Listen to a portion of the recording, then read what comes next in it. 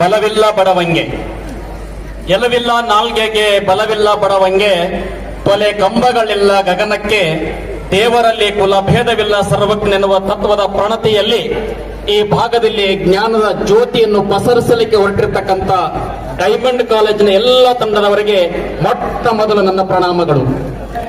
ಇವತ್ತು ಈ ಜಾಗದಲ್ಲಿ ನಿಂತು ಬಹುಮಾನವನ್ನು ವಿತರಣೆ ಮಾಡುವಂತಹ ಸಂದರ್ಭದಲ್ಲಿ ಯಾವುದೋ ಒಂದು ದೊಡ್ಡ ವಿಶ್ವವಿದ್ಯಾಲಯದಲ್ಲಿ ನಿಂತುಕೊಂಡು ನಾನು ಬಹುಮಾನವನ್ನು ವಿತರಣೆ ಮಾಡ್ತಿದ್ದೇನೆ ಅಂತಕ್ಕಂಥ ಅನುಭವ ನನಗಾಯಿತು. ಮುಂದೊಂದು ದಿನ ಈ ಹೆಸರೇ ಡೈಮಂಡ್ ಇದೆ. ಈ ಡೈಮಂಡ್ ಮುಂದೊಂದು ದಿನ ವಿಶ್ವವಿದ್ಯಾಲಯವಾಗಿ ಮಾರ್ಪಾಟಾಗಲಿಕ್ಕೆ ಯಾವುದೇ ಸಂದೇಹವಿಲ್ಲ ಎನ್ನುವುದಕ್ಕೆ ಇವತ್ತಿನ ಈ ಕಾರ್ಯಕ್ರಮ ಸಾಕ್ಷಿಯಾಗಿ ನಿಂತಿದೆ. ವೇದಿಕೆ ಮೇಲೆ ಉಪಸ್ಥಿತರಿದ್ದ ಸದ್ವಿದ್ಯಾ ಫೌಂಡೇಶನ್ ಅಧ್ಯಕ್ಷರಾಗಿರ್ತಕ್ಕಂಥ ಸುನೀಲ್ ಸರ್ ಅವರೇ, ಎಸಿಎನ್ಆರ್ ಚಾರಿಟಬಲ್ ಟ್ರಸ್ಟಿನ ಕಾರ್ಯದರ್ಶಿಯಾಗಿರ್ತಕ್ಕಂಥ ನಮ್ಮ ಡಾಕ್ಟರ್ ಪ್ರವೀಣ್ ರೆಡ್ಡಿ ಸರ್ ಅವರೇ, ಹಾಗೆಯೇ ಸದ್ವಿದ್ಯಾ ಫೌಂಡೇಶನ್ ನ ಸೆಕ್ರೆಟರಿ ಆಗಿರ್ತಕ್ಕಂಥ ಪ್ರೊಫೆಸರ್ ಮತ್ತು ಅನ್ವಯಿಕ ಮನೋವಿಜ್ಞಾನಿಯಾಗಿರುವಂತಹ ಪ್ರೊಫೆಸರ್ ಅನಿಲ್ ಕುಮಾರ್ ಜೋಶಿ ಸರ್ ಅವರೇ, ಪ್ರಾನ್ಸಿಪಲ್ ಆಗಿರ್ತಕ್ಕಂಥ ಸಿಂಧು ಮೇಡಮ್ ಅವರೇ, ಕಾರ್ಯಕ್ರಮದಲ್ಲಿ ಉಪಸ್ಥಿತರಿದ್ದ ತಗ್ಗಿನ್ಮಠ ಅವರೇ ಮತ್ತು ಡಾಕ್ಟರ್ ನಂದೀಶ್ ಅವರೇ ಮತ್ತು ನಮ್ಮ ಗುರುಜಿ ಅವರೇ, ಜೊತೆಗೆ ವಿಶೇಷವಾಗಿ ಇಲ್ಲಿಗೆ ಆಗಮಿಸಿರತಕ್ಕಂಥ ಡೈಮಂಡ್ ಕಾಲೇಜಿನ ಮೇಲೆ ನಂಬಿಕೆಯನ್ನಿಟ್ಟು ತಮ್ಮ ಮಕ್ಕಳಿಗೆ ಈ ಶಾಲೆಯಲ್ಲಿ ಪ್ರವೇಶವನ್ನು ಪಡೆಯಲಿಕ್ಕೆ ಅವಕಾಶ ಮಾಡಿಕೊಟ್ಟು ಈ ಮೂಲಕ ತಮ್ಮ ಮಕ್ಕಳಿಗೆ ಶಿಕ್ಷಣವನ್ನು ನೀಡಲಿಕ್ಕೆ ಅವಕಾಶ ಮಾಡಿಕೊಟ್ಟಿರ್ತಕ್ಕಂಥ ಎಲ್ಲ ಪಾಲಕ ಬಂಧುಗಳಿಗೆ ನನ್ನ ಅನಂತ ಧನ್ಯವಾದಗಳನ್ನು ಈ ಸಂದರ್ಭದಲ್ಲಿ ಸಲ್ಲಿಸ್ತೇನೆ. ಹಾಗೆ ಎಲ್ಲ ನನ್ನ ಪ್ರೀತಿಯ ವಿದ್ಯಾರ್ಥಿನಿಯರೇ, ಇವತ್ತು ಈಗಾಗಲೇ ಪ್ರಾಸ್ತಾವಿಕ ಮಾತುಗಳಲ್ಲಿ ಪ್ರೊಫೆಸರ್ ಅನಿಲ್ ಕುಮಾರ್ ಎನ್ ಜೋಶಿ ಅವರು ಈಗಾಗಲೇ ಸಾಕಷ್ಟು ವಿಷಯಗಳನ್ನು ಜ್ಞಾನಕ್ಕೆ ಸಂಬಂಧಪಟ್ಟ ಹಾಗೆ, ಬದುಕಿಗೆ ಸಂಬಂಧಪಟ್ಟ ಹಾಗೆ, ದೇಶಕ್ಕೆ ಸಂಬಂಧಪಟ್ಟ ಹಾಗೆ, ಪಾಲಕರಿಗೆ ಸಂಬಂಧಪಟ್ಟ ಹಾಗೆ ಅನೇಕ ವಿಚಾರಗಳನ್ನು ಅವರು ಪ್ರಸ್ತುತಪಡಿಸಿದ್ದಾರೆ. ಈಗಾಗಲೇ ಸಾಕಷ್ಟು ವಿಚಾರಗಳನ್ನು ಪ್ರಸ್ತುತಪಡಿಸಿದ್ದಾರೆ. ಆದ್ರೆ ಇವತ್ತು ಅವರು ಹೇಳುವಂತ ಸಂದರ್ಭದಲ್ಲಿ ಕೆಲವೊಂದು ಮಾತುಗಳನ್ನು ಹೇಳ್ತಾ ಇದ್ರು, ಬಹಳ ಅದ್ಭುತವಾದಂತಹ ಮಾತುಗಳು. ಯಾಕೆ ಅಂದ್ರೆ ಅವರ ಪ್ರತಿಯೊಂದು ಮಾಲಿಕೆಯಲ್ಲಿ ಕೂಡ ಬದುಕಿನ ಸುಂದರತೆ ಇತ್ತು, ಬದುಕಿನ ಕನಸುಗಳಿತ್ತು. ಪ್ರಿಯ ವಿದ್ಯಾರ್ಥಿಗಳೇ, ಯಾವತ್ತೂ ಕೂಡ ನಿಮ್ಮ ಬದುಕು ಸುಂದರವಾಗಬೇಕಾದ್ರೆ ನಿಮ್ಮ ಪ್ರಯತ್ನ ನಿರಂತರವಾಗಿರಬೇಕು, ಅಧ್ಯಯನಶೀಲರಾಗಿರಬೇಕು. ಇಡೀ ಪ್ರಪಂಚದ ಇವತ್ತು ದೊಡ್ಡ ದೊಡ್ಡ ವ್ಯಕ್ತಿಗಳೆಲ್ಲರನ್ನು ನಾವು ಗಮನಿಸಿದಾಗ ಅವರೆಲ್ಲರೂ ಕೂಡ ನಿರಂತರ ಪ್ರಯತ್ನವಾದಿಗಳಾಗಿದ್ದರು, ಅಧ್ಯಯನಶೀಲರಾಗಿದ್ದರು ಎನ್ನುವುದನ್ನು ಗಮನಿಸಬೇಕಾಗ್ತದೆ. ಹಾಗಾಗಿ ನಾವು ಏನಾದರೂ ಸಾಧನೆ ಮಾಡಬೇಕಾದ್ರೆ ನಮ್ಮ ಸೋಮಾರಿತನವನ್ನು ಹೊಡೆದೋಡಿಸಬೇಕು. ಪ್ರಿಯ ವಿದ್ಯಾರ್ಥಿಗಳೇ, ಸೋಮಾರಿತನದ ಮೇಲೆ ಸಾಧನೆ ಎಂಬ ಬಾಣವನ್ನು ಉಪಯೋಗಿಸಿ ಸೋಮಾರಿತನವೆಂಬ ಶತ್ರುವಿನ ತಲೆಯನ್ನು ಕತ್ತರಿಸುವುದರಲ್ಲಿ ಯಶಸ್ವಿಯಾದಾಗ ಮಾತ್ರ ಇಡೀ ಅಖಂಡ ಏಷ್ಯಾ ಖಂಡದ ಬಾನಗಳಲ್ಲಿ ಇವತ್ತು ಭಾರತವೆಂಬ ಬೆಳ್ಳಿ ನಕ್ಷತ್ರ ಮೂಡಿಸುವುದರಲ್ಲಿ ಯಾವುದೇ ಸಂದೇಹವಿಲ್ಲ ಅಂತ ನನಗೆ ಗಮನಿಸ್ತೇನೆ. ಅಂತ ಎಲ್ಲ ನಕ್ಷತ್ರಗಳು ನೀವು ಆಗ್ತೀರಿ ಅಂತಕ್ಕಂಥ ಆಶಾಭಾವನೆ ನಮಗಿದೆ. ಹಾಗಾಗಿ ಪ್ರಿಯ ವಿದ್ಯಾರ್ಥಿಗಳೇ ಮತ್ತು ಇಲ್ಲಿ ನೆಲೆದಿರುವ ಎಲ್ಲ ಸಹೋದರ ಸಹೋದರಿಯರೇ, ನಾವು ಗಮನಿಸಬೇಕಾಗಿರುವಂತದ್ದು ಒಂದು ಏನಂತಂದ್ರೆ, ಯಾವತ್ತೂ ಕೂಡ ನಮ್ಮ ಜೋಶಿ ಸರ್ ಹೇಳುವಂತಹ ಸಂದರ್ಭದಲ್ಲಿ ಅವರ ಮಾತನಾಡಕವಾಗಿತ್ತು. ನೀವೊಂದು ಗಮನಿಸಬೇಕು, ಇವತ್ತು PUC ವರೆಗೂ ಮತ್ತು ಡಿಗ್ರಿವರೆಗೂ ನೀವು ಬಂದಿದ್ದೀರಿ. ಇಲ್ಲಿಯವರೆಗೂ ನೀವು ನಿಮಗೆ ನೋಡಿಕೊಂಡು ಅನ್ನ, ಊಟ, ವಸತಿ, ಯೋಗಕ್ಷೇಮವನ್ನು ಎಲ್ಲವನ್ನು ನೋಡಿಕೊಂಡು ಬಂದಿರತಕ್ಕಂಥವರು ನಮ್ಮ ತಂದೆ ತಾಯಿಗಳು, ಬಂಧುಗಳೇ. ಹಾಗಾಗಿ ಯಾವತ್ತೂ ಕೂಡ ನಿಮಗೆ ಜನ್ಮ ಕೊಟ್ಟ ತಂದೆ ತಾಯಿಯನ್ನು ಯಾವತ್ತೂ ಮರೆಯಬೇಡಿ. ನಿಮಗೆ ಅಕ್ಷರ ಕಲಿಸಿದ ಗುರುಗಳನ್ನು ಯಾವತ್ತೂ ಮರೆಯಬೇಡಿ. ನಿಮಗೆ ಅರಿವು ಕೊಟ್ಟ ಅಕ್ಷರಗಳನ್ನು ಯಾವತ್ತೂ ಮರೆಯಬೇಡಿ. ನಿಮಗೆ ಶಕ್ತಿ ಕೊಟ್ಟ ಜಾಗವನ್ನು ಯಾವತ್ತೂ ಕೂಡ ಮರೆಯಬೇಡಿ. ಯಾಕೆ ಅಂತಂದ್ರೆ ಈ ಶಕ್ತಿ ಕೊಟ್ಟ ಜಾಗ ಇದೆಯಲ್ಲ, ಡೈಮಂಡ್ ಜಾಗ, ಅವರು ಹೇಳಿದ ಹಾಗೆ ಈ ದೇಶದ ಪ್ರಧಾನಿಯಾಗಿರಬಹುದು, ರಾಜಕಾರಣಿಗಳಾಗಿರಬಹುದು, ಆಗಬಹುದು, ಚಿಂತಕರಾಗಬಹುದು, ಏನೇನೋ ಆಗಬಹುದು, ಅದು ಈ ವಿಚಾರಗಳು ಬಹಳ ಮುಖ್ಯವಾಗಿರ್ತವೆ. ಹಾಗಾಗಿ ಅಂತ ಒಳ್ಳೆಯ ವಿಚಾರಶೀಲ ಘನವೆತ್ತ ವ್ಯಕ್ತಿತ್ವಗಳು ಈ ಡೈಮಂಡ್ ಮೂಲಕ ಅವು ಹೊರಹೊಮ್ಮುತ್ತವೆ ಅಂತಕ್ಕಂಥ ಭಾವನೆ ನನಗೆ. ಹಾಗಾಗಿ ನೀವು ಒಳ್ಳೆಯ ವಿಚಾರಗಳನ್ನು ಅಳವಡಿಸಿಕೊಡ್ಬೇಕು ಬಂಧುಗಳೇ. ಯಾಕೆ ಅಂದ್ರೆ ಅರಿಸ್ಟಾಟಲ್ ಒಂದು ಮಾತು ಹೇಳ್ತಾನೆ, ಮನುಷ್ಯನ ವಿಚಾರಗಳೇ ದೇಶವನ್ನು ಆಳುವ ರೂವಾರಿಗಳು ಅಂತ ಹೇಳ್ತಾನೆ. ನಮ್ಮ ದೇಶ ಹೇಗಿರುತ್ತೆ ಅಂದ್ರೆ ನಮ್ಮ ವಿಚಾರಗಳು ಹಾಗಿರ್ತವೆ.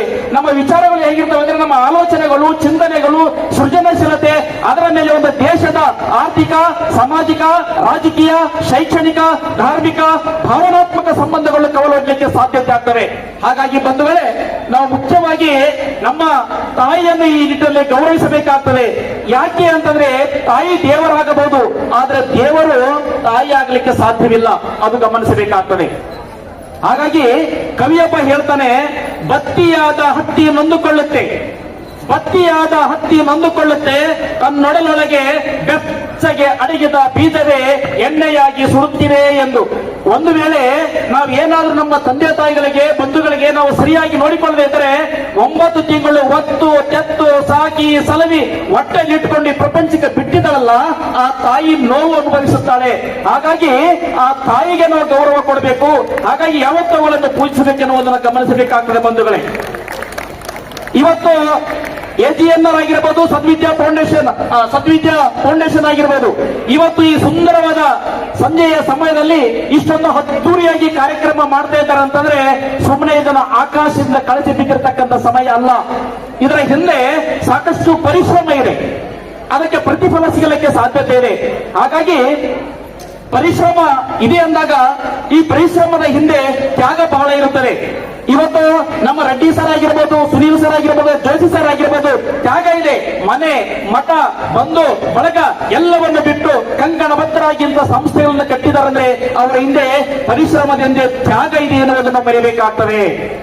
ಹಾಗಾಗಿ ಒಂದು ಉರಿಯುವ ದೀಪದ ಬತ್ತಿ ತನ್ನ ಸುತ್ತ ಪ್ರಕಾಶವನ್ನು ಚೆಲ್ಲಬೇಕಾದ್ರೆ ಆ ಬತ್ತಿ ತನ್ನನ್ನು ತಾನೇ ಸುಟ್ಟುಕೊಳ್ಳುತ್ತದೆ. ಬತ್ತಿಯನ್ನು ಸುಡಲು ನೆರವಾಗಿರ್ತಕ್ಕಂಥ ಎಣ್ಣೆಯೂ ಕೂಡ ತನ್ನನ್ನು ತಾನೇ ಸಮರ್ಪಿಸಿಕೊಳ್ಳುತ್ತದೆ. ಒಮ್ಮೆ ಉರಿಯುತ್ತಿರುವ ಹಣತೆ ಗಮನಿಸಿ ಪ್ರಿಯ ವಿದ್ಯಾರ್ಥಿಗಳೇ, ಒಮ್ಮೆ ಉರಿಯುತ್ತಿರುವ ಬತ್ತಿ ಕೇಳಿದಂತೆ ಇನ್ನೆಷ್ಟು ದಿನ ನಾನು ಹೀಗೆ ನನ್ನ ಮೈಯನ್ನು ಸುಟ್ಟುಕೊಳ್ಳಬೇಕು ಎಂದು. ಆಗ ತಕ್ಷಣ ಕವಿದ ಕತ್ತಲು ಉತ್ತರಿಸಿದಂತೆ, ನೀನು ನನ್ನ ಸುತ್ತಮುತ್ತ ನಾನಿರುವ ತನಕ ನಿನ್ನ ಮೈಯನ್ನು ಹಾಗೆಯೇ ಸುಟ್ಟುಕೊಳ್ಳಲೇಬೇಕು. ಹಾಗೇನೆ ಇಲ್ಲಿ ಸಮಸ್ಯೆಗಳು, ಶಿಕ್ಷಣ, ಆಸೆ, ಆಕಾಂಕ್ಷೆಗಳು, ಏನೇನು ನಿಮ್ಮ ಬಯಕೆಗಳಿದ್ದಾವೆ, ಆ ಬಯಕೆಗಳಿರುವವರೆಗೂ ಕೂಡ ನಿಮ್ಮ ತ್ಯಾಗ ಮತ್ತು ಶ್ರಮ ಅಷ್ಟೇ ಅವಶ್ಯಕತೆ ಇದೆ. ಹಿರಿಯ ವಿದ್ಯಾರ್ಥಿಗಳೇ, ನಿಮ್ಮ ಶ್ರಮ ಕೂಡ ಅಷ್ಟೇ ಬೇಕು ಎನ್ನುವುದನ್ನು ಗಮನಿಸಬೇಕಾಗ್ತದೆ. ಇವತ್ತು ಒಂದು ಗಿಡ ಇದೆ, ಆ ಗಿಡ ತನ್ನ ನೆತ್ತಿಯ ಮೇಲೆ ಬಿಸಿಲನ್ನು ಹೊತ್ತುಕೊಂಡು ನಮಗೆ ನೆರಳನ್ನು ಕೊಡುತ್ತದೆ. ಅಂದ್ರೆ ಬಿಸಿಲಿನಲ್ಲಿ ಆ ಗಿಡ ಇದೆ ಅಂತಕ್ಕಂಥದ್ದು ನಾವು ಗಮನಿಸಬೇಕಾಗ್ತದೆ. ಹಾಗಾಗಿ ಪ್ರಾಮಾಣಿಕ ತ್ಯಾಗ, ಪ್ರಾಮಾಣಿಕತೆ ಹಿಂದೆ ತ್ಯಾಗದ ಪರಿಶ್ರಮವೂ ಕೂಡ ಅಡಗಿದೆ ಅಂತಕ್ಕಂಥದ್ದು. ಹಾಗಾಗಿ ನಾನೊಂದು ಮಾತು ಹೇಳ್ತೇನೆ, ತುಪ್ಪು ಹಿಡಿಯುವುದಕ್ಕಿಂತ ಸವಿದೊಳಗುವುದೇ ಲೇಸು ಅಂತ. ನಾವು ಎಷ್ಟು ದಿನ ಬದುಕಿದ್ದೇವೆ ಅನ್ನೋದು ಮುಖ್ಯವಲ್ಲ, ನಾವು ಹೇಗೆ ಬದುಕಿದ್ದೇವೆ ಅನ್ನೋದು ಬಹಳ ಮುಖ್ಯ ಅನ್ನೋದು ನಾವು ಗಮನಿಸಬೇಕಾಗ್ತದೆ. ಹಾಗಾಗಿ ವಿದ್ಯಾರ್ಥಿಗಳೇ, ನಾವೆಲ್ಲರೂ ಕೂಡ ಸಮಯದ ಪ್ರಜ್ಞೆಯನ್ನು ಬಹಳ ಇಟ್ಟುಕೊಳ್ಳಬೇಕಾಗ್ತದೆ. ಯಾಕೆಂದ್ರೆ ಸಮಯ ಪ್ರಜ್ಞೆ ನಮಗಿಲ್ಲದೆ ಇದ್ರೆ ನಾವು ಜೀವನದಲ್ಲಿ ಯಶಸ್ವಿಯನ್ನು ಸಾಧಿಸಲಿಕ್ಕೆ ಸಾಧ್ಯತೆ ಇಲ್ಲ. ಹಾಗಾಗಿ ಕೊಟ್ಟ ಸಮಯದಲ್ಲೇ ನಾವು ಏನು ಮಾಡಬೇಕಂದ್ರೆ ಕೊಟ್ಟ ಕೆಲಸವನ್ನು ಮುಗಿಸಿ ತೋರಿಸಬೇಕು. Plan your work and work your plan ಎಂತಕ್ಕಂಥ ಚೀನಿಗಾದೆಯಂತೆ ನಾಳೆ ಮಾಡಬೇಕಾದಂತಹ ಕೆಲಸಗಳನ್ನು ಇಂದೇ ಮಾಡಿಕೊಂಡು ಇಂದು ಮಾಡಬೇಕಾದ ಕೆಲಸಗಳನ್ನು ಈಗಲೇ ಮಾಡಬೇಕು. ಅದಕ್ಕಾಗಿ ಕವಿಯೊಬ್ಬ ಹೇಳ್ತಾನೆ, ಸಾಗುತ್ತಿದೆ ಸಮಯವು ಮತ್ತೊಮ್ಮೆ ಬರದಂತೆ, ಸಾಗುತ್ತಿದೆ ಸಮಯವು ಮತ್ತೊಮ್ಮೆ ಬರೆದಂತೆ, ಸವಿಯುತ್ತಿದೆ ಆವೇಶವು ವರ್ಷಗಳು ಕಳೆದಂತೆ, ಸವೆದು ಹೋಗುವ ಮುನ್ನ ಸತ್ತು ಹೋಗುವ ಮುನ್ನ ಮಾಡಿ ಮುಗಿಸಲೇಬೇಕು ಹಿಡಿದ ಕೆಲಸ ಕಾರ್ಯಗಳನ್ನ. ಅಂತ ಕೆಲಸ ಕಾರ್ಯಗಳನ್ನು ನಾವು ಮಾಡಿದಾಗ ಮಾತ್ರ ಇವತ್ತು ವಿದ್ಯಾರ್ಥಿ ಜೀವನ ಸಾರ್ಥಕವಾಗ್ತದೆ ಎನ್ನುವಂತ ಮಾತನ್ನು ಈ ಸಂದರ್ಭದಲ್ಲಿ ಹೇಳುತ್ತೇನೆ. ಯಾಕೆ ಸರ್ ಜಾಸ್ತಿ ಆಯ್ತಾ, 2 ನಿಮಿಷದಲ್ಲಿ ಮುಗಿಸ್ತೀನಿ. ಯಾಕೆ ಈ ಮಾತನ್ನು ನಾನು ಹೇಳ್ತಾ ಇದ್ದೇನೆ ಅಂತಂದ್ರೆ, ಜೀವನದಲ್ಲಿ ಇಂಥ ಸಮಯ ಪ್ರಜ್ಞೆ, ಪ್ರಾಮಾಣಿಕತೆಯನ್ನು ರೂಢಿಸಿಕೊಂಡಾಗ ಮಾತ್ರ ಜೋಶಿ ಸಾರ್ ಹೇಳಿದಾಗನೇ ನಮ್ಮಲ್ಲಿ ಆತ್ಮವಿಶ್ವಾಸ ಹೆಚ್ಚಾಗ್ತದೆ. ಯಾವಾಗ ನಮ್ಮಲ್ಲಿ ಆತ್ಮವಿಶ್ವಾಸ ಹೆಚ್ಚಾಗುತ್ತದೆಯೋ ಆಗ ನಮ್ಮಲ್ಲಿ ಆದರ್ಶದ ಕನಸುಗಳು ಕವಲೊಡೆಯುತ್ತವೆ. ಕನಸುಗಳು ಇಲ್ಲದೆ ಇದ್ದರೆ ಆದರ್ಶಗಳು ಕವಲೊಡೆಯಲಿಕ್ಕೆ ಸಾಧ್ಯತೆ ಇಲ್ಲ. ಹಾಗಾಗಿ ನಮಗಾಗಲಿ ನಿಮಗಾಗಲಿ ಆದರ್ಶ ಕನಸುಗಳು ಬೇಕಾಗುತ್ತೆ. ಹಾಗಾಗಿ ನಮ್ಮಲ್ಲಿ ಹಿಂದೆ ಮಹಾದೊಡ್ಡ ನಾಯಕರು, ದೇಶದ ನಾಯಕರು, ಪ್ರಪಂಚದ ಚಿಂತಕರು, ಒಂದೇ ನಿಮಿಷ,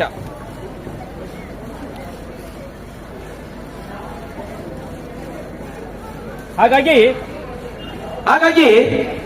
ಇಲ್ಲಿ ಅದಕ್ಕಾಗಿಯೇ ಈ ಪ್ರಪಂಚದ ಬಹುದೊಡ್ಡ ಸಾಹಿತಿಗಳಿಗೆ, ಈ ಬಹುದೊಡ್ಡ ಚಿಂತಕರಿಗೆ, ಬಹುದೊಡ್ಡ ರಾಜಕಾರಣಿಗಳಿಗೆ, ಬಹುದೊಡ್ಡ ನಾಯಕರಿಗೆ, ಬಹುದೊಡ್ಡ ಮಠಾಧೀಶರಿಗೆ ಅವರದೇ ಆದ ಕನಸುಗಳಿದ್ದು ಬಂಧುಗಳೇ. ಅವರಿಗೆ ಆದಂತ ಆದರ್ಶಗಳಿದ್ದವು. ಅವರು ಆ ಆದರ್ಶಗಳ ರಾಜ್ಯಕ್ಕಾಗಿ ಹಗಲಿರುಳು ಶ್ರಮಿಸ್ತಾ ಇದ್ರು. ಆದ್ರೆ ನೀವು ಯಾವ ಆದರ್ಶಗಳನ್ನು ಇಟ್ಟುಕೊಂಡು ನಮ್ಮ ಆದರ್ಶಗಳ ರಾಜ್ಯಕ್ಕಾಗಿ ದುಡಿತಾ ಇದ್ದೇವೆ ಅನ್ನೋದು ಬಹಳ ಮುಖ್ಯ. ಹಿಂದೆ ನಾವು ನೋಡಿದಾಗ ಬಸವಣ್ಣನೆಲ್ಲ ಸಲ ಕೇಳಿದಿರಿ. ಬಸವಣ್ಣನವರಿಗೆ ಕಲ್ಯಾಣ ರಾಜ್ಯ ಕಟ್ಟುವ ಕನಸಿತ್ತು. ಅಂದ್ರೆ ಈ ರಾಜ್ಯ ಕಲ್ಯಾಣವಾಗಿರ್ಬೇಕು, ಸುಗ್ಗಿಯಾಗಿರ್ಬೇಕು ಎನ್ನುವಂಥದ್ದು ಕನಸಿತ್ತು. ಕನಕದಾಸರಿಗೆ ರಾಗಿ ರಾಜ್ಯ ಕಟ್ಟುವ ಕನಸಿತ್ತು. ಅಂದ್ರೆ ಬಡವರು ಈ ರಾಜ್ಯದಲ್ಲಿ ಉದ್ಧಾರ ಆಗ್ಬೇಕಂತಕ್ಕಂಥ ಕನಸಿತ್ತು. ಅಂಬೇಡ್ಕರ್ ಅವರಿಗೆ ಪ್ರಜಾ ರಾಜ್ಯ ಕಟ್ಟಬೇಕೆನ್ನುವ ಕನಸಿತ್ತು. ಮಹಾತ್ಮ ಗಾಂಧೀಜಿಯವರಿಗೆ ರಾಮರಾಜ್ಯ ಕಟ್ಟಬೇಕೆನ್ನುವ ಕನಸಿತ್ತು. ಕಾರ್ಲ್ ಮಾರ್ಕ್ಸ್ ಅವರಿಗೆ ಕಾರ್ಮಿಕ ರಾಜ್ಯ ಕಟ್ಟಬೇಕೆನ್ನುವ ಕನಸಿತ್ತು. ನಂಜುಂಡಸ್ವಾಮಿ ಅವರಿಗೆ ರೈತ ರಾಜ್ಯ ಕಟ್ಟಬೇಕು ಎನ್ನುವ ಕನಸಿತ್ತು. ಈ ಎಲ್ಲ ಕನಸುಗಳಿದ್ದಾಗ ಮಾತ್ರನೇ ಅವರು ಈ ದೇಶಕ್ಕಾಗಿ ಸಮಾಜಕ್ಕಾಗಿ ಹಗಲಿರುಳು ದುಡಿಯುತ್ತಾರೆ ಅಂತ ಆದರ್ಶಗಳು ಇವತ್ತು ನಮ್ಮ ಮಧ್ಯೆ ಬಿಟ್ಟು ಹೋಗಿದ್ದಾರೆ. ಅವೆಲ್ಲಗಳಲ್ಲೂ ಕೂಡ ನಾವು ಅಳವಡಿಸಿಕೊಳ್ಬೇಕೆನ್ನುವಂತ ಮಾತನ್ನು ಈ ಸಂದರ್ಭದಲ್ಲಿ ಹೇಳಿ, ಕೊನೆಯದಾಗಿ ಒಂದು ಮಾತು, ನಾವು ಪ್ರೀತಿ ಮತ್ತು ವಿಶ್ವಾಸದಿಂದ ಬದುಕಬೇಕು. ನಮ್ಮ ಕುಟುಂಬದಲ್ಲಿ ನಮ್ಮ ತಂದೆಯೊಂದಿಗೆ, ನಮ್ಮ ಅಕ್ಕನೊಂದಿಗೆ, ನಮ್ಮ ಅಣ್ಣನೊಂದಿಗೆ ನಾವು ಪ್ರೀತಿ ಮತ್ತು ವಿಶ್ವಾಸದಿಂದ ಬದುಕಬೇಕು. ಆದ್ರೆ ಇವತ್ತು ಆ ಬದುಕುವುದನ್ನೇ ನಾವು ಮರೆತು ಬಿಟ್ಟಿದ್ದೇವೆ. ಹಾಗಾಗಿ ಬಹಳ ಚಂದ ಹೇಳ್ತಾರೆ, ಹುಲ್ಲಾಗೋ ಬೆಟ್ಟದಡಿ ಮನೆಯ ಮಲ್ಲಿಗೆಯಾಗು, ಕಲ್ಲಾಗು ಕಷ್ಟಗಳ ವಿಧಿಮಳೆಯ ಸುರಿಯೆ, ಬೆಲ್ಲ ಸಕ್ಕರೆಯಾಗು ದೀನ ದುರ್ಬಲರಿಂಗೆ ಎಲ್ಲಾಳು ಬಂದಾಗೋ ಮಂಕುತಿಮ್ಮ ಎನ್ನುವಂತಹ ಮಾತನ್ನು ಹೇಳ್ತಾರೆ. ಹಾಗಾಗಿ ನಾವೆಲ್ಲರೂ ಒಂದಾಗಬೇಕು, ಎಲ್ಲರೊಳಗೆ ಒಂದಾಗಬೇಕು. ನಾನು ಎನ್ನುವ ಬದಲು ನಾವು ಎನ್ನುವಂತಹ ಮನೋಭಾವನೆ ರೂಢಿಸಿಕೊಳ್ಬೇಕು ಪ್ರಿಯ ವಿದ್ಯಾರ್ಥಿಗಳೇ. ಹಾಗಾಗಿ ಕೊನೆಯದಾಗಿ ನನ್ನ ಮಾತು ಏನು ಅಂತಂದ್ರೆ, ನಾವು ಯಾರು ಯಾವಾಗ ಇರ್ತೀವೋ ಗೊತ್ತಿಲ್ಲ, ಯಾವಾಗ ಹೋಗ್ತೀವೋ ಗೊತ್ತಿಲ್ಲ. ನಾವೆಲ್ಲರೂ ಕೂಡ ಸಹಕಾರದ ಮನೋಭಾವನೆ ನಾವೆಲ್ಲ ಬೆಳೆಸಿಕೊಳ್ಳಬೇಕು. ಪ್ರೀತಿ, ವಿಶ್ವಾಸ, ಅಂತಃಕರಣ, ಮಮತೆ, ಮಾಧುರ್ಯ ಇವೆಲ್ಲವುಗಳು ನಮ್ಮ ಜೀವನದಲ್ಲಿ ಬಂದಾಗ ನಾವೆಲ್ಲರೂ ಒಬ್ಬರಿಗೊಬ್ಬರು all to one, one to all, ಒಬ್ಬರಿಗಾಗಿ ಎಲ್ಲರೂ, ಎಲ್ಲರಿಗಾಗಿ ಪ್ರತಿಯೊಬ್ಬರು ಎನ್ನುವಂತಹ ಸಹಕಾರ ತತ್ವವನ್ನು ಅಳವಡಿಸಿಕೊಳ್ಳಲಿಕ್ಕೆ ಸಾಧ್ಯ ಆಗ್ತದೆ. ಅಂತ ಜೀವನ ನಮ್ಮದಾಗಬೇಕು. ಇವತ್ತೆಷ್ಟೋ ಪ್ರಾಣಿ ಪಕ್ಷಿಗಳಲ್ಲಿ ಎಂತ ಸಹಕಾರ ಇದೆ. ಅದಕ್ಕೆ ನಮ್ಮ ವಚನಕಾರ ಬಹಳ ಚೆನ್ನಾಗಿ ಹೇಳ್ತಾರೆ, ಕಾಗೆಯೊಂದಗಳು ಕಂಡರೆ ಕರಿಯದೆ ತನ್ನ ಬಳಗವನ್ನು, ಕಾಗೆಯೊಂದಗಳು ಕಂಡರೆ ಕರಿಯದೆ ತನ್ನ ಬಳಗವನ್ನು, ಕೋಳಿಯೊಂದು ಕುಟಕವ ಕಂಡರೆ ಕೂಗಿ ಕರಿಯದೆ ತನ್ನ ಕುಲವನ್ನೆಲ್ಲವನ್ನು. ಶಿವ ಭಕ್ತನಾಗಿ ಭಕ್ತಿಯ ಪಕ್ಷವಿಲ್ಲದಿದ್ದರೆ ಕಾಗೆ ಕೋಳಿಗಳಿಗಿಂತ ಕರಕಷ್ಟ ಕೂಡಲ ಸಂಗಮ ದೇವ. ಒಂದು ಕಾಗೆ ಏನಾದ್ರೂ ಕಂಡ್ರೆ ಖಾ ಖಾ ಖಾ ಅಂತ ಕರೀತದೆ. ಕೋಳಿ ಒಂದು ಕುಟುಕು ಕಂಡರೆ ಚೂ ಚೂ ಚೂ ಅಂತ ಕರೀತದೆ. ನಮಗೇನಾದ್ರೂ ಕಂಡ್ರೆ ಪಕ್ಕನ ಜೇಬಿನಾಗ ಹಾಕೊಂಡು ಬಿಡ್ತೇವೆ ಅಲ್ವಾ? ಹಾಗಾಗಿ ಅಂತ ಸಹಕಾರದ ಮನೋಭಾವನೆ ನಮ್ಮ ಒಳಗಡೆ ಬರಬೇಕೆನ್ನುವಂತ ಮಾತನ್ನು ಹೇಳಿ, ಕೊನೆಯದಾಗಿ ಇಲ್ಲಿ ಒಂದು ಅಂದ್ರೆ ಹಣವೇ ನಮ್ಮ ಸಂಪತ್ತು ಅಲ್ರಿ. ಹಣ ಒಂದೇ ನಮ್ಮ ಗಳಿಕೆ ಅಲ್ಲ, ಹಣ ಒಂದೇ ನಮ್ಮ ಜೀವನ ಅಲ್ಲ, ಸಂಪತ್ತೊಂದೇ ನಮ್ಮ ಜೀವನ ಅಲ್ಲ. ಹಣ ಸಂಪತ್ತಿನ ಆಚೆಯೂ ಕೂಡ ನಮ್ಮ ಜೀವನ ಇದೆ. ಇದು ನಾವು ಗಮನಿಸಬೇಕು, ಇದು ನಾವು ಮಕ್ಕಳಿಗೆ ಕಲಿಸಬೇಕು. ಯಾಕೆ ಅಂತಂದ್ರೆ ಹಣದಿಂದ ಹಾಸಿಗೆಯನ್ನು ಕೊಂಡುಕೊಳ್ಳಬಹುದು, ಆದರೆ ಆರೋಗ್ಯವನ್ನು ಕೊಂಡುಕೊಳ್ಳಲಿಕ್ಕಾಗುತ್ತದೆಯೇ? ಖಂಡಿತವಾಗಿ ಕೊಂಡುಕೊಳ್ಳಲಿಕ್ಕೆ ಸಾಧ್ಯವಿಲ್ಲ. ಹಣದಿಂದ ನಾವು ಆಹಾರವನ್ನು ಕೊಂಡುಕೊಳ್ಳಬಹುದು, ಆದರೆ ಆರೋಗ್ಯವನ್ನು ಕೊಂಡುಕೊಳ್ಳಲಿಕ್ಕಾಗುತ್ತೆ? ಖಂಡಿತವಾಗಿ ಕೂಡ ಸಾಧ್ಯವಿಲ್ಲ. ಅದನ್ನು ನಾವು ಸಾಧಿಸಿಕೊಳ್ಳಬೇಕಾಗ್ತದೆ. ಹಣದಿಂದ ವೈಭವದ ವಸ್ತುಗಳನ್ನು ಕೊಂಡುಕೊಳ್ಳಬಹುದು, ಆದರೆ ಸಂಸ್ಕೃತಿಯನ್ನು ಕೊಂಡುಕೊಳ್ಳಲಿಕ್ಕಾಗುತ್ತೆ? ಖಂಡಿತವಾಗಿಲ್ಲ. ಅದು ನಾವು ರೂಢಿಸಿಕೊಳ್ಳುವಂಥದ್ದು, ಕಲಿಯುವಂಥದ್ದು, ಅಭ್ಯಸಿಸತಕ್ಕಂಥದ್ದು ಸಂಸ್ಕೃತಿ. ಜೊತೆಗೆ ಬಹಳ ಮುಖ್ಯವಾಗಿ ಹಣದಿಂದ ಸೇವಕನನ್ನು ಕೊಂಡುಕೊಳ್ಳಬಹುದು, ಆದರೆ ಸ್ನೇಹಿತನನ್ನು ಕೊಂಡುಕೊಳ್ಳಲಿಕ್ಕೆ ಸಾಧ್ಯವಿಲ್ಲ. ಇವತ್ತು ಹಣಕ್ಕೆ ನಾವು ಬೆಲೆ ಕೊಡಬೇಕಾದ್ರೆ ನಾವೆಲ್ಲ ಇಲ್ಲಿ ಸೇರ್ತಿರಲಿಲ್ಲ ಎನ್ನುವುದು ನಾವಿಲ್ಲಿ ಗಮನಿಸಬೇಕಾಗ್ತದೆ. ಹಾಗಾಗಿ ಮನುಷ್ಯ ಹಣವನ್ನು ಕಳೆದುಕೊಂಡ್ರೆ ಏನನ್ನು ಕಳೆದುಕೊಂಡಂತಲ್ಲ, ಆರೋಗ್ಯವನ್ನು ಕಳೆದುಕೊಂಡ್ರೆ ದೇಹದ ಸ್ವಲ್ಪ ಭಾಗವನ್ನು ಕಳೆದುಕೊಂಡಂತೆ. ಆದರೆ ಇವತ್ತು ಮೌಲ್ಯಗಳನ್ನು ಕಳೆದುಕೊಂಡರೆ ಜೀವನದಲ್ಲಿ ಎಲ್ಲವನ್ನೂ ಕಳೆದುಕೊಂಡಂತೆ. ಹಾಗಾಗಿ ಇವತ್ತು ಮೌಲ್ಯಗಳನ್ನು ನಾವು ರೂಢಿಸಿಕೊಳ್ಳಬೇಕಾಗ್ತದೆ. ಜೋಶಿ ಸರ್ ಮಾತು ಹೇಳುವಾಗ ಒಂದು ಮಾತನ್ನು ಹೇಳಿದ್ರು, ಸಂಸ್ಕಾರ ಎನ್ನುವಂತಹ ಪದವನ್ನು ಅವರು ಬಳಸಿದ್ರು. ಹೌದು ಪ್ರಿಯ ವಿದ್ಯಾರ್ಥಿಗಳೇ, ನಾವೆಲ್ಲ ಇವತ್ತು ಆರೋಗ್ಯಕರವಾದಂತಹ ಸಮಾಜ ನಿರ್ಮಾಣ ಮಾಡಬೇಕಾದ್ರೆ ನಮ್ಮಲ್ಲಿ ಸಂಸ್ಕಾರ ಬಹಳ ಮುಖ್ಯವಾಗಿ ಬೇಕು. ಸಂಸ್ಕಾರ ಬಹಳ ಮುಖ್ಯವಾಗಿ ಬೇಕು. ಇವತ್ತು ತುಪ್ಪ ಏಕದಮ್ ಒಂದೇ ಸಾರಿ ತುಪ್ಪ ಆಗೋದಿಲ್ಲ. ಹಾಲು ಕರಿಬೇಕು, ಎಪ್ಪ ಹಾಕ್ಬೇಕು, ಮೊಸರು ಮಾಡಬೇಕು, ಮಜ್ಜಿಗೆ ಮಾಡಬೇಕು, ಬೆಣ್ಣೆ ಕಡಿಬೇಕು, ಬೆಣ್ಣೆ ಕಾಯಿಸಬೇಕು, ಆಗ ಅಂತ ತುಪ್ಪದ ವಾಸನೆ ಬರ್ತವೆ. ಎಷ್ಟು ಸಂಸ್ಕಾರಗಳಾಗ್ತಾ ಹೋಗ್ತವೆ. ಹಾಗಾಗಿ ಇಂಥ ಸಂಸ್ಕಾರ ನಮ್ಗೆ ಬೇಕು.